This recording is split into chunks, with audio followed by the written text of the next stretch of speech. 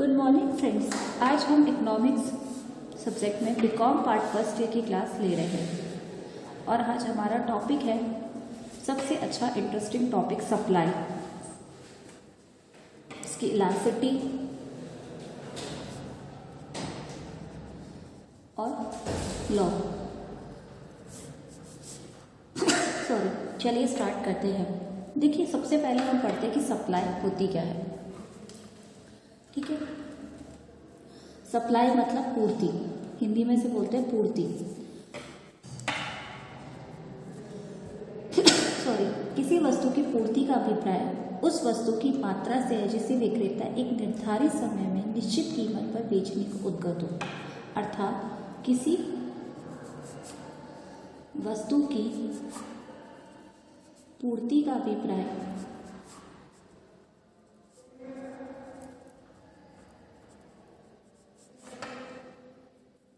वस्तु की उस मात्रा से है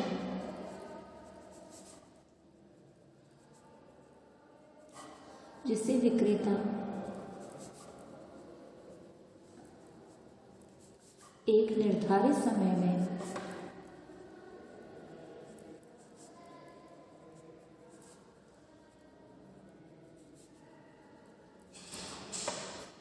निश्चित कीमत पर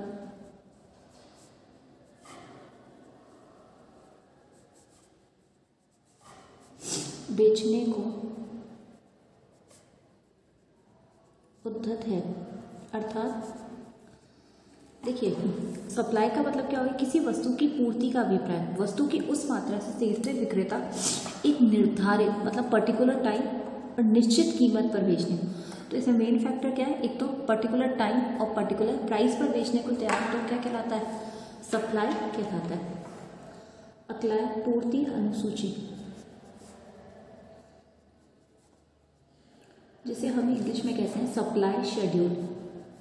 क्या होता है?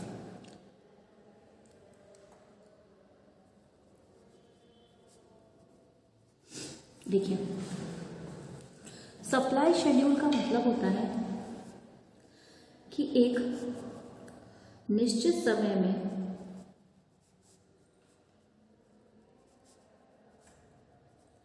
किसी बाजार में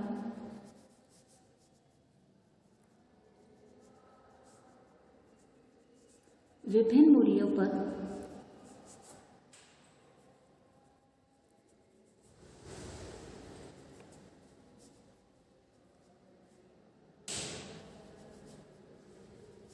बेची जाने वाली वस्तुओं की मात्रा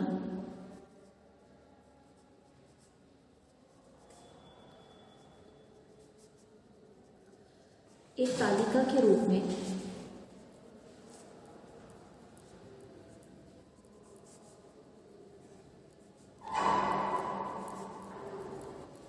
व्यक्त किया जाए।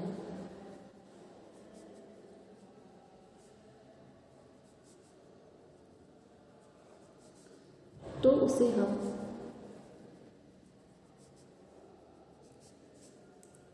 सप्लाई शेड्यूल अर्थात पूर्ति सूची कहते हैं। क्या होता है? विभिन्न मूल्यों पर बेची जाने वाली वस्तुओं की मात्रा को एक तालिका के रूप में अगर दिखाया जाए, अर्थात प्राइस और क्वांटिटी को अगर हम एक तालिका के रूप में दिखाएं तो वो क्या कहलाता है? सप्लाई शेड्यूल कहलाता है, अर्थात पूर्ति तालिका कहलाता है। आई बस में अर्थात प्राइस प्लस क्वांटिटी को एक शेड्यूल के रूप में अर्थात तालिका में दिखाना क्या कहलाता है? पूर्ति अनुसूची। आई बस में आगे देखिए,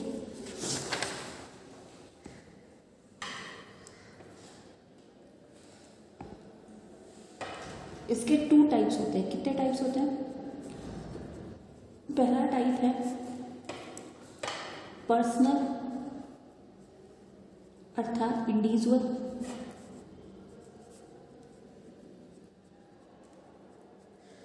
जिसे व्यक्तिगत शेड्यूल कहते हैं, जिसमें किसी एक व्यक्ति की अर्थात पर्टिकुलर अगर पर्सन की तालिका को दिखाएं तो वो क्या कहलाएगा? जैसे एग्जाम्पल देता हूँ, प्राइस है हमारे 1 2 3 4 और क्वांटिटी है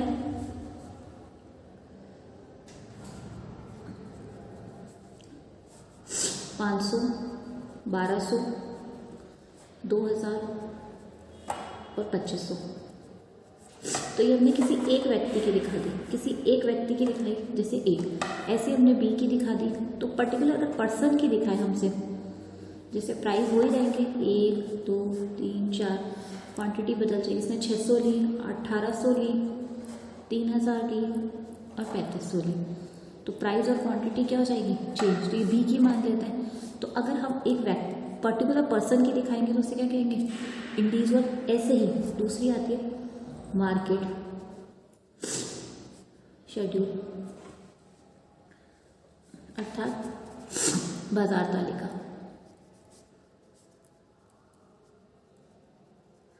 देखिए बाजार तालिका में क्या करते हैं, कुछ नहीं, प्राइस तो वही रहेगी 1 2 3 4।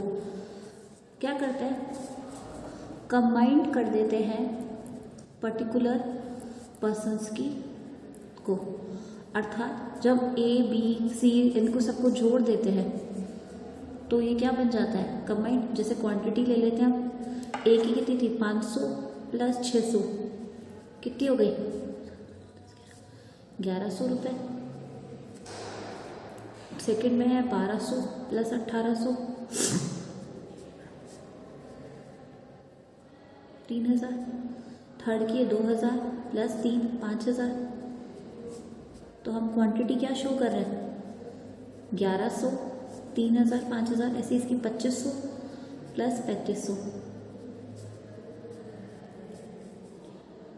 6000। तो ये क्या कहलाएगी, अगर हम इनको जोड़ दें तो क्या कहलाएगी, मार्केट शेड्यूल, अर्थात मार्केट की क्वांटिटी। आई बस समझ में से कोई डाउट, ठीक है। नेक्स्ट टॉपिक पढ़ते हैं हम, सप्लाई कर्व, अर्थात पूर्ति वक्र। पूर्ति वक्र क्या होता है, सप्लाई कर्व क्या होता है, एक पूर्ति तालिका को रेखाचित्र रूप में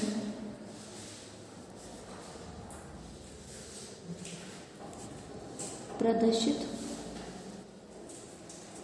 किया जाए तो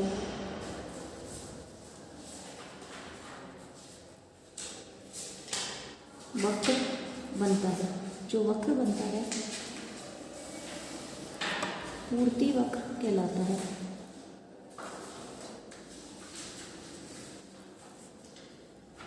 अर्थात क्या कहलाता है, एक पूर्ति तालिका को रेखाचित्र रूप में प्रदर्शित किया जाता है, अर्थात डायग्रामिकल फॉर्म में प्रस्तुत करें तो क्या कहलाता है, पूर्ति वक्र अर्थात सप्लाई कर्व। जैसे डायग्राम बनाते हैं, जैसे मैं आपको बता देती हूँ, सप्लाई का कर्व कहता है प्राइस बढ़ती है तो क्वांटिटी भी बढ़ती है, प्राइस गिरती है तो क्वांटिटी भी गिरती है। तो इसका कर्व कैसा बनता है सप्लाई का, यूं। तो ये क्या कहलाएगा, पूर्ति वक्र। एक रेखा चित्र के रूप में जब हम प्राइस और क्वांटिटी को, जब प्राइस और जब क्वांटिटी को शो करते हैं तो वो क्या कहलाता है, पूर्ति वक्र कहलाता है। कोई डाउट। नेक्स्ट टॉपिक है हमारा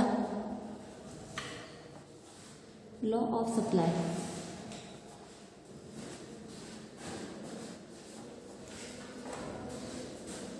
पूर्ति का नियम। पूर्ति का नियम क्या कहता है, पूर्ति का नियम किसी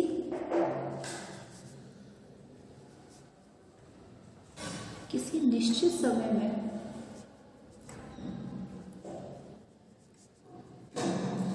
कीमत और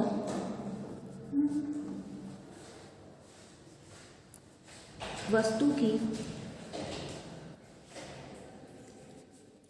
बेची जाने वाली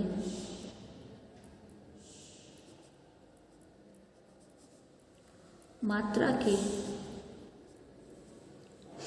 पारस्परिक संबंध को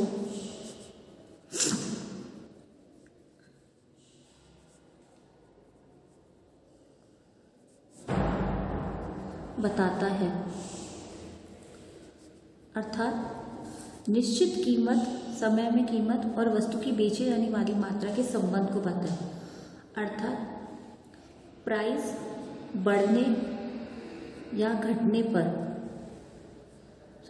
प्राइस बढ़ने पर क्वांटिटी भी बढ़ेगी और प्राइस घटने पर क्वांटिटी भी घटेगी। अर्थात ये क्या बताता है, वस्तु की कीमत में घटत पूर्ति में प्रत्यक्ष घटत बढ़त, अर्थात पॉजिटिव रिलेशनशिप को किसको बताता है, सकारात्मक रिलेशनशिप को बताता है। वो क्या कहलाता है, पूर्ति का नियम। कोई डाउट? चलिए नेक्स्ट टॉपिक है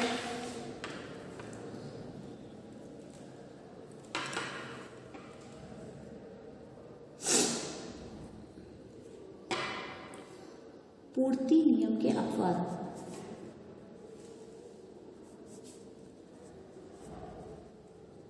अर्थात जो ये कहते हैं कि प्राइस, हम वैसे क्या पढ़ते हैं, प्राइस बढ़ने पर क्वांटिटी भी बढ़ेगी और प्राइस गिरने पर क्वांटिटी गिरेगी, लेकिन ये क्या कहते हैं, इसके कुछ अपवाद हैं, अर्थात एसेंशियल्स हैं जो इस चीज़ को नेगलेक्ट शो करते हैं। जिसमें से पहला है भविष्य में कीमत में कमी या वृद्धि की संभावना।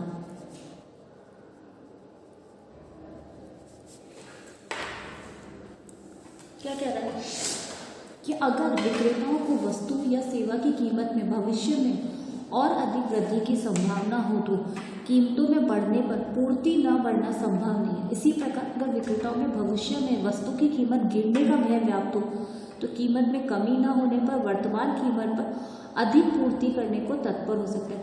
अर्थात भविष्य में कीमत की वृद्धि के कारण ये क्या हो जाता है, लॉ ऑफ सप्लाई का नियम खत्म हो जाता है। आई बस हो। सेकेंड है कलात्मक वस्तुओं के संबंध में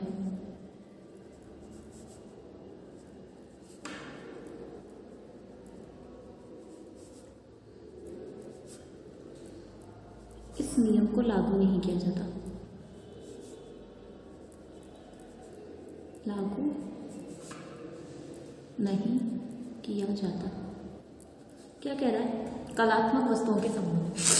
कलात्मक वस्तुएं कौन सी होती हैं, आपको पता नहीं सकती है। जो कलात्मक रूप से, अर्थात एक चित्रकार की वस्तुएं होती है तो उनकी कीमतों में वृद्धि या कमी से कभी प्रभावित ऐसी वस्तुओं की पूर्ति प्राय क्या रहती है, फिक्स। सप्लाई क्या रहती है, फिक्स। हर कोई इन वस्तुओं को नहीं खरीदता, वो ही खरीदता है जो आर्ट की तरफ क्या हो, अपना रुझान रखता हो, अपना रखता हो।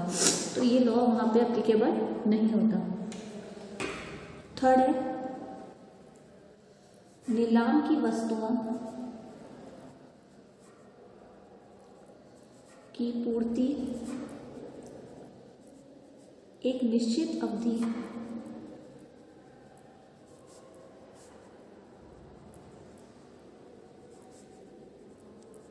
पूर्व निर्धारित होती है। क्या कह रहा है, वह एक दी हुई मात्रा होती है कि कीमतों में वृद्धि होने पर भी पूर्ति को सामान्यतः बढ़ाया नहीं जा सकता। हाँ, लेकिन कीमत कम होने पर नीलामी की तारीख बढ़ाई जा सकती है और पूर्ति को रोका जा सकता है। अर्थात क्या कह रहा है कि अगर नीलामी की वस्तुएं तो एक निश्चित अवधि में पूर्व ही निर्धारित हो जाती है कि हमें कितने पे बेचना है, क्या रहेगा। अगला है अर्ध विकसित एवं पिछड़े राष्ट्रों में श्रम की पूर्ति। क्या कह रहा है कि इस नियम का एक अपवाद बन जाती है। मजदूरों में वृद्धि होने पर भी श्रमिकों की पूर्ति नहीं बढ़ती, क्योंकि पहले की अपेक्षा अधिक मजदूरी मिलने पर उनकी आय में वृद्धि होने से उनमें आराम पसंदगी को बढ़ाती है, इससे अनुपस्थिति बढ़ती है। इसी प्रकार श्रम की अज्ञानता के कारण गतिशीलता का अभाव होने से पूर्ति नहीं बढ़ती। अर्थात अविकसित एवं पिछड़े राष्ट्रों में श्रम की पूर्ति कभी फर्क नहीं पड़ता। अगला है कुछ कृषिजनक गंजन्य पदार्थों के संबंध में भी पूर्ति का नियम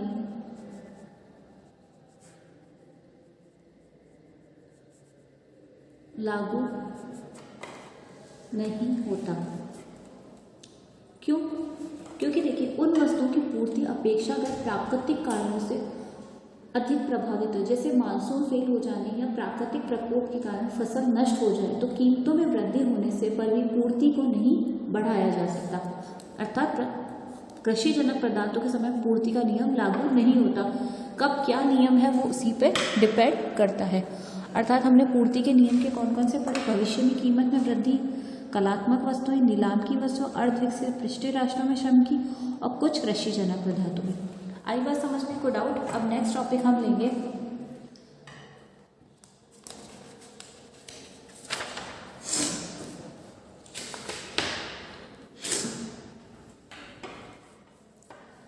पूर्ति में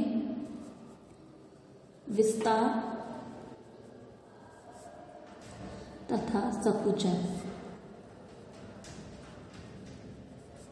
बहुत इजी टॉपिक है अगर ध्यान से समझा दें। अर्थात एक्सटेंशन, एक्सपांशन एंड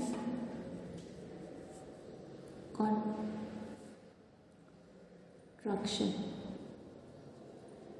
ठीक है, अब देखिए, सबसे पहले पढ़ते हैं पूर्ति में विस्तार।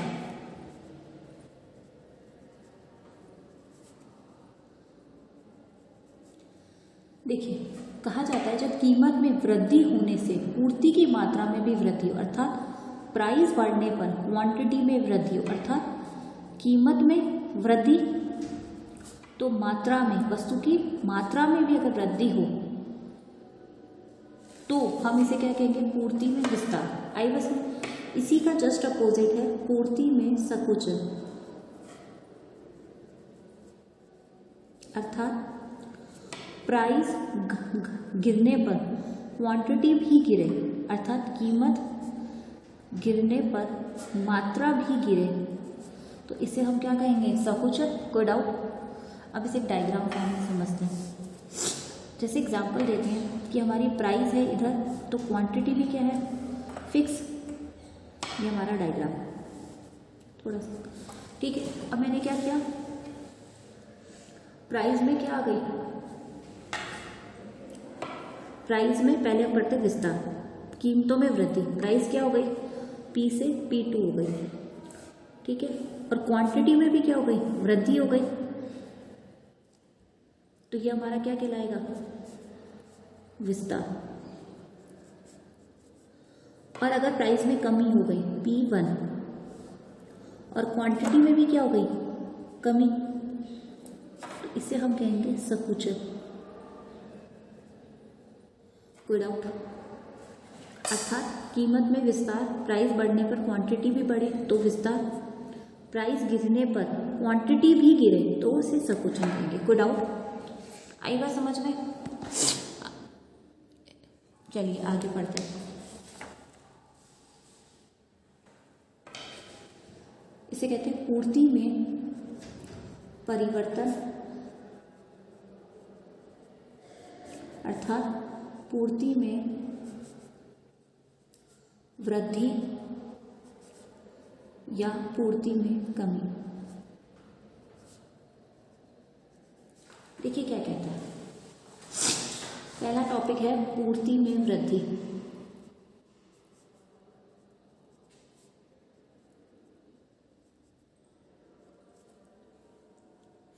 पूर्ति में वृद्धि का मतलब होता है कि प्राइस, कीमत में अधिक पूर्ति होने या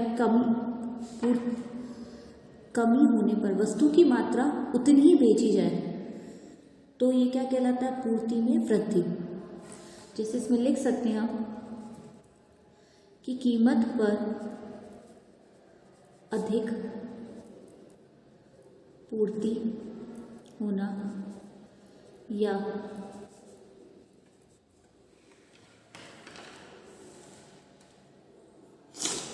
कीमत में कमी होने पर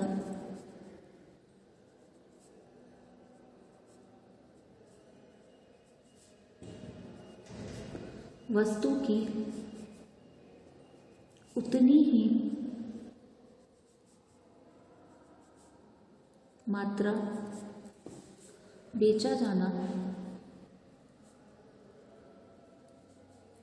क्या कहलाता है? पूर्ति में वृद्धि। इसका जस्ट अपोजिट है पूर्ति में कमी।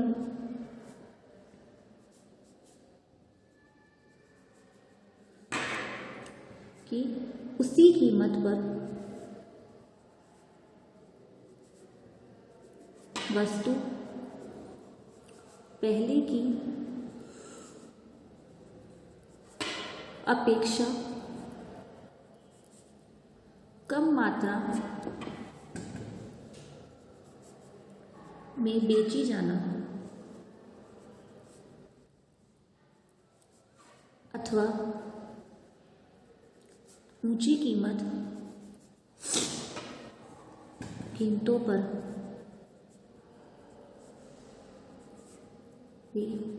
वस्तु की पूर्वत मात्रा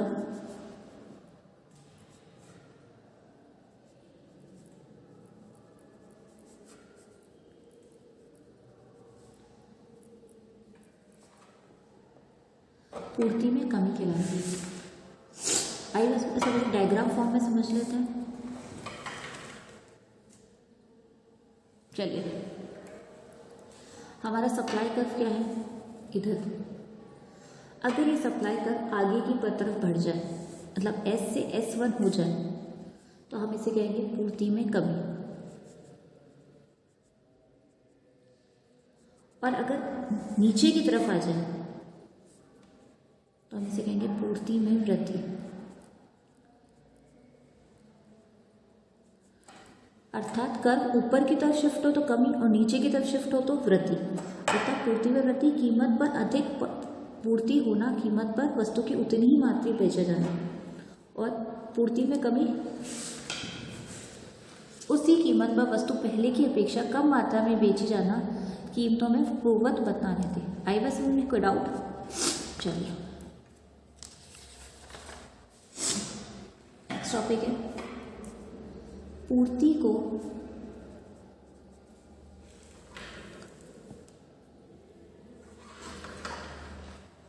प्रभावित करने वाले तत्व।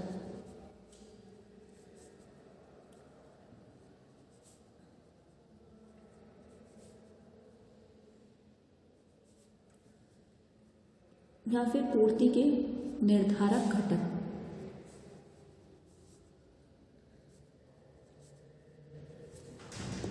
अतः factor, fraction, supply and determinants of supply. देखिए, व्यवहारिक जीवन में पूर्ति को प्रभावित करने वाले तत्व कीमत ही नहीं अपितु बहुत सारे। आप लोग समझते कि सिर्फ प्राइस ही फैक्टर ही नहीं। देखिए, प्रोफेसर लिप्सन ने, किसने दिए थे? प्रोफेसर लिप्से, जैसे हम इंग्लिश में कहते हैं लिप्से, ने किसी वस्तु के निम्नलिखित तत्वों को बताया, जिसमें से पहला है, और ये मोस्ट इंपॉर्टेंट टॉपिक है, ध्यान रखिएगा। पहला है कीमत।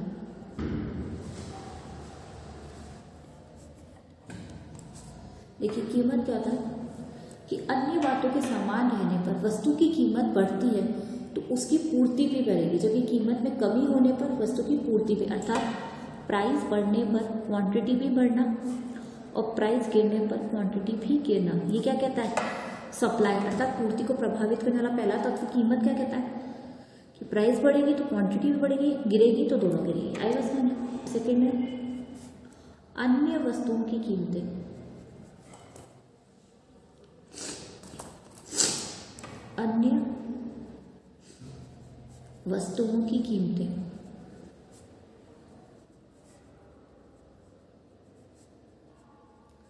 देखिए, अन्य वस्तुओं की कीमतें, अगर अन्य वस्तुओं की कीमतों में परिवर्तन होता है पर वस्तु विशेष की कीमत स्थिर रहे तो उत्पादकता भी स्थिर कीमत वाली वस्तुओं के उत्पादन के समान पर उन वस्तु की पूर्ति में आकर्षित होंगे जिनकी कीमतें बढ़ रही हैं।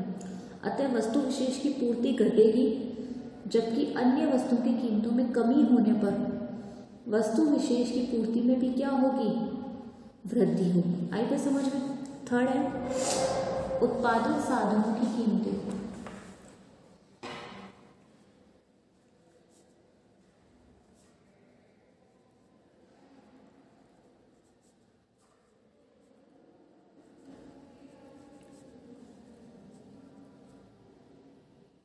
ये क्या कहते हैं, अगर उत्पादन साधनों की कीमतें घटती है तो उत्पादन लागत घटने से पूर्ति में वृद्धि होगी, जबकि इसके विपरीत पूर्ति के साधनों में कीमतों में वृद्धि होने से उत्पादन लागत में वृद्धि होगी, अर्थात वस्तु विशेष की पूर्ति में कमी को जन्म देगी। आई बात समझ में, कोई डाउट इसमें।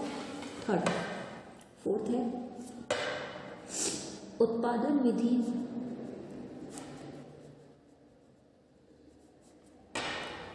तथा तकनीकी ज्ञान में सुधार।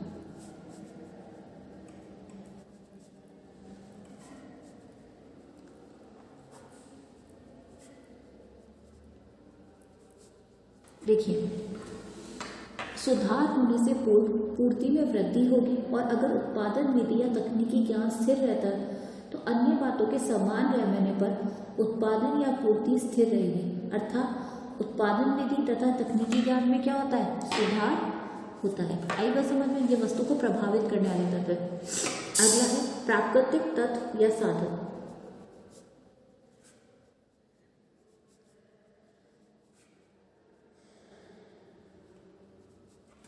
आइए इन्हें पढ़ते हैं। प्राकृतिक तत्व या साधन। देखिए, प्राकृतिक तत्व या साधन क्या कहते हैं कि अन्य बातों के समान रहने पर जिन राशियों में प्राकृतिक साधनों का बाहुल्य हो एवं प्राकृतिक तत्वों की जितनी अधिक अनुकूलता होगी उतनी ही पूर्ति बढ़ने की प्रवृत्ति होगी। इसकी विपरीत स्थिति में देखिए, आप जानते हैं कि कहीं कहीं पे कुछ वस्तुएं ऐसी होती है जो प्राकृतिक देन हो, जैसे हिल स्टेशन पे चले जाए तो पहाड़ ये सब अच्छे मिलेंगे, तो वहाँ पे जो प्राकृतिक पहाड़ों से मिलने वाली वस्तुएं उनकी पूर्ति कैसी होगी, बढ़ेगी। इसके विपरीत सप्लाई बढ़ सकती है और उधर सप्लाई कम। जैसे एक एग्जांपल देती हूँ कि पहाड़ी इलाकों पे सीमेंट बनाने का काम सबसे ज़्यादा किया जाता है, तो वहाँ पे प्राकृतिक तत्व क्या पाए जाते हैं, बहुत है, तो सीमेंट की सप्लाई वहाँ पे क्या होगी, बढ़ेगी। जबकि दूसरी जगहों पे जहाँ नहीं है वहाँ सप्लाई क्या रहेगी, कम। सिक्स्थ है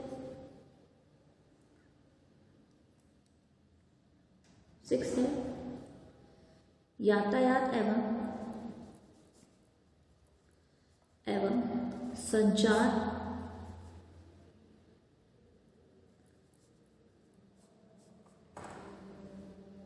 साधनों की सुविधा।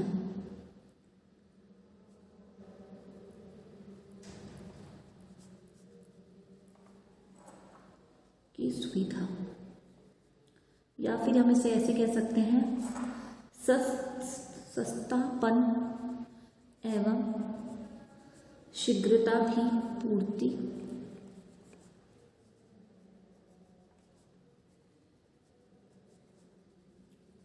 प्रभावित करती है।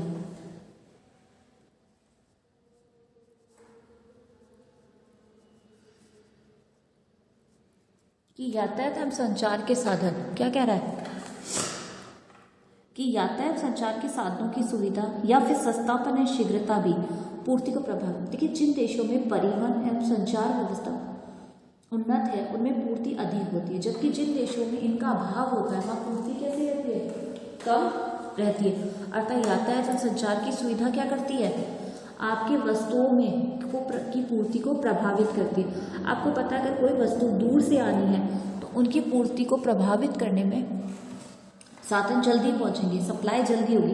लेकिन यातायात संचार के साधन जहाँ पे पर्याप्त नहीं होंगे तो वहाँ पूर्ति अधिक नहीं हो पाएगी। अगला है उत्पादन या विक्रेताओं की रुचि या विक्रेताओं की रुचि। क्या कह रहा है, उत्पादकता या विक्रय। जिन वस्तुओं के उत्पादन या विक्रय में उत्पादक अधिक रुचि लेते हैं उनकी पूर्ति बढ़ती है, और जिन वस्तुओं के उत्पादन या विक्रय में उत्पादन अनिश्चित रहता है अर्थात पूर्ति कम होती है, जिनमें रुचि कम लेते हैं उनकी पूर्ति भी क्या होती है, कम होती है। आई बात समझ में, कोई डाउट?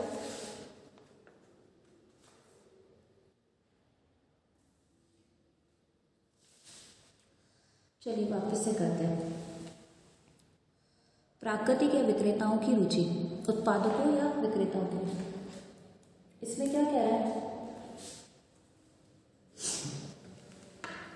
कि अगर उत्पादक और विक्रेता रुचि लेंगे तो वस्तुओं की उत्पादकता में क्या होगी, वृद्धि होगी, और इसकी अपेक्षाकृत अगर कम लेंगे तो इतनी रुचि नहीं रहेगी। आई बात समझ में, कोई डाउट? अगला लेते हैं 8th पॉइंट, शुद्ध या राजनीतिक स्थिति।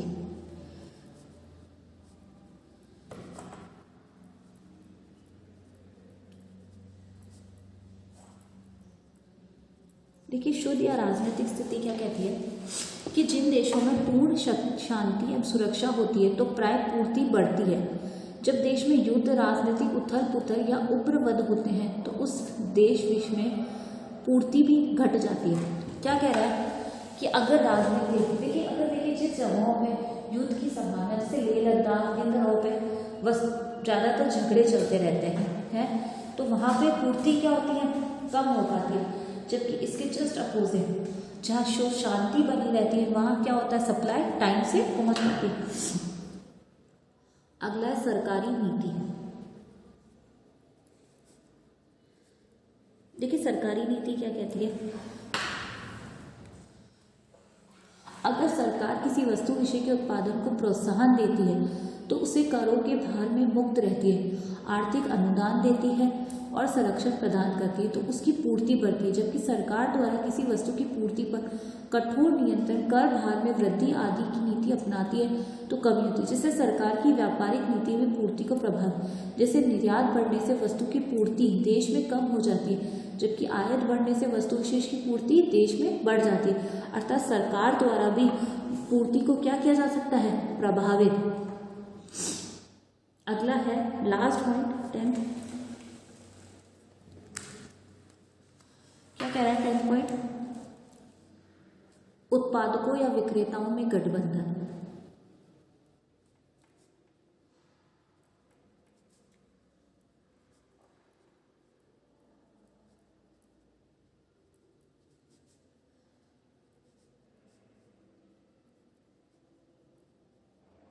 क्या कहता है, देखिए कि उत्पादकों या विक्रेताओं में गठबंधन होने पर भी पूर्ति का घटना संभव होता है, क्योंकि वह वस्तु विशेष की पूर्ति घटाकर ही वस्तुओं की ऊंची कीमतों से अधिक लाभ कमा सकेंगे।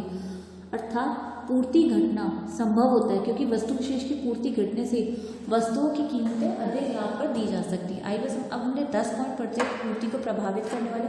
पहला है कीमत, दूसरा कीमत में क्या होता है, प्राइस बढ़ने पर क्वांटिटी बढ़ेगी और गिरने पर गिरेगी। अगला अन्य वस्तुओं की कीमतें। थर्ड उत्पादन साधनों की कीमतें।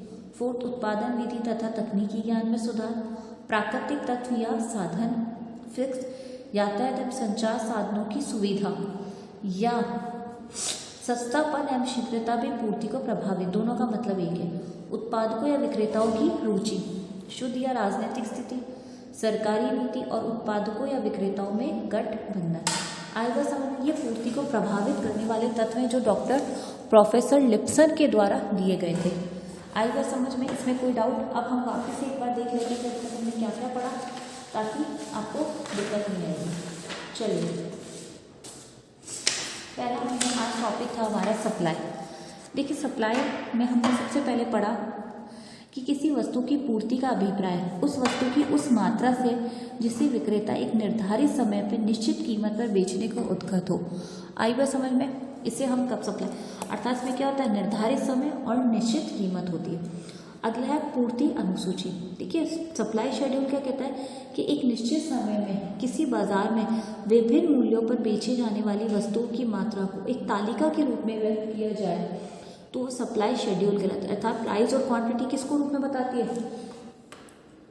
पूर्ति तालिका को, अर्थात सप्लाई शेड्यूल। आई बस इसके बाद हमने पढ़ा था कि सप्लाई शेड्यूल के 2 टाइप्स होते हैं, पर्सनल या इंडिविजुअल बोल, अर्थात एक पर्टिकुलर पर्सन की जब हम तालिका को बनाते हैं, जैसे ए की बी की सिंगल पर्सन की कोई तालिका को बनाते हैं तो हम उसे पर्सनल या इंडिविजुअल शेड्यूल कहते हैं। जैसे ए की प्राइस है 1 2 3 4 और क्वांटिटी 500 1200 200, तो हम इसमें सिर्फ किसकी बात करें, एक पर्टिकुलर ए वाले की। ऐसे हम बी में ले लेते हैं कि प्राइस है 1 2 3 और वो क्वांटिटी का रेट है 600 1800 350। तो अगर हम एक सिंगल व्यक्ति की बात करेंगे तो प्राइस इंडिविजुअल कहलाएगा, अर्थात पर्सनल।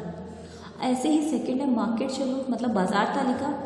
इसमें क्या करते हैं कि जैसे ए प्लस बी प्लस सी इन सब की तालिका को, अर्थात पर्टिकुलर पर्सन्स की तालिका को जब हम जोड़कर कोई एक तालिका बना देते हैं, जैसे एग्जांपल ABC तीनों, तो ये क्या कहलाती है, मार्केट शेड्यूल अर्थात market supply.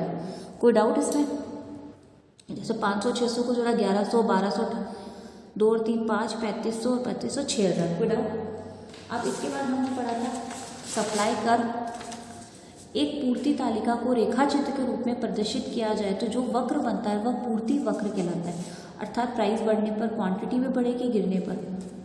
Law of supply, पूर्ति का नियम कहता है कि पूर्ति का नियम किसी निश्चित समय में कीमत और वस्तु की बेची जाने वाली मात्रा के पारस्परिक संबंध को, अर्थात प्राइस बढ़ने पर क्वांटिटी भी बढ़ेगी, प्राइस गिरने पर, तो ये किस रिलेशनशिप को कर रहा है, पॉजिटिव रिलेशनशिप को शो करता है। कोई डाउट? अगला हमने पढ़ा था पूर्ति नियम के अपवाद, अर्थात देखिए इस जो प्राइस बढ़ने पर क्वांटिटी बढ़ेगी या फिर प्राइस गिरने पर क्वांटिटी, पॉजिटिव रिलेशनशिप के कुछ अपवाद है। पहला, भविष्य में कीमत में वृद्धि या कमी की संभावना। सेकंड, कलात्मक वस्तुओं के संबंध में ये नियम लागू नहीं होता। नीलाम की वस्तुओं के में संबंध में, क्योंकि वस्तु की अवधि कैसे होती है, पूर्व में निर्धारित। अर्धविकसित एवं पिछड़े राष्ट्रों में। और अगला, कुछ कृषि पदार्थों के संबंध में पूर्ति का नियम लागू नहीं होता। अगला हमने इसके बाद पढ़ा था पूर्ति में विस्तार या संकुचन। देखिए विस्तार का मतलब प्राइस बढ़ने पर क्वांटिटी भी बढ़ेगी और कीमत बढ़ने पर क्वांटिटी भी बढ़ेगी, अर्थात पॉजिटिव रिलेशनशिप होने में विस्तार, और संकुचन प्राइस गिरने पर क्वांटिटी भी गिरेगी, तो इसे हम क्या कहेंगे, संकुचन। देखिए अगर प्राइस गिर रही है, संकुचन विस्तार। कोई डाउट? अब पढ़ा था पूर्ति में वृद्धि या कमी। देखिए कीमत पर अधिक पूर्ति होना या कीमत में कमी होने पर वस्तु की उतनी ही मात्रा बेची जाना पूर्ति में वृद्धि, और ऐसी कमी कि उसी कीमत पर वस्तु की पहले की अपेक्षा कम मात्रा में बेची जाना ऊंची कीमतों में वस्तु की पूर्वत, अर्थात कर्व ऊपर की तरफ शिफ्ट हो जाए तो कमी और नीचे की तरफ शिफ्ट हो जाए तो वृद्धि कहा जाता है। कोई डाउट इसमें? इसके बाद हमने पढ़े थे पूर्ति को प्रभावित करने वाले कुछ तत्व, जो हमारे किसके द्वारा दिए गए थे, प्रोफेसर लिप्सन के द्वारा। उन्होंने पहला दिया था कीमत, दूसरा दिया था अन्य वस्तुओं की कीमतें, उत्पादन साधनों की कीमतें, उत्पादन विधि तथा तकनीकी ज्ञान में सुधार, प्राकृतिक तत्व या साधन, यातायात एवं संचार के साधनों की सुविधा, अर्थात सस्तापन एवं शीघ्रता भी पूर्ति को प्रभावित करती है। उसके बाद उत्पादों या विक्रेताओं की रुचि, युद्ध या राजनीतिक स्थिति, सरकारी नीति और उत्पादकों और विक्रेताओं में गठबंधन। आज हमने सप्लाई के ये सारे टॉपिक्स पढ़े हैं। अब कल हम पूर्ति की लोच, नेक्स्ट क्लास में ये सब, या डिग्री ऑफ सप्लाई, इन सब को पढ़ेंगे आगे का टॉपिक। अर्थात ये इकोनॉमिक सप्लाई की पार्ट फर्स्ट क्लास थी, ऐसी हमारी एक सेकेंड क्लास है जिसे हम पढ़ेंगे। आई होप आज की क्लास में आपको कोई दिक्कत ना आई हो। अगर इससे रिलेटेड आपको कोई भी सप्लाई के पार्ट फर्स्ट से रिलेटेड अगर कोई भी प्रॉब्लम्स आई हों या कोई दिक्कत आ रही हो तो आप कमेंट बॉक्स में अपनी प्रॉब्लम्स को लिख सकते हैं ताकि मैं उन्हें बता सकूं। अब कल हम पार्ट सेकंड के अंतर्गत पूर्ति की लोच की श्रेणियाँ, पूर्ति के लोच की विधियाँ और पूर्ति के लोच को प्रभावित करने वाले तत्वों के बारे में पढ़ेंगे। आई बात समझ में? तो आज की क्लास हम यहीं समाप्त करते हैं। अगर आपको कोई भी दिक्कत हुई तो आप कॉलेज में आके या फिर कमेंट बॉक्स में अपने कमेंट देके क्लास को कंप्लीट कर सकते हैं, ठीक है। Thank you so much. आज की क्लास यहीं ख़त्म होती है। Thank you so much.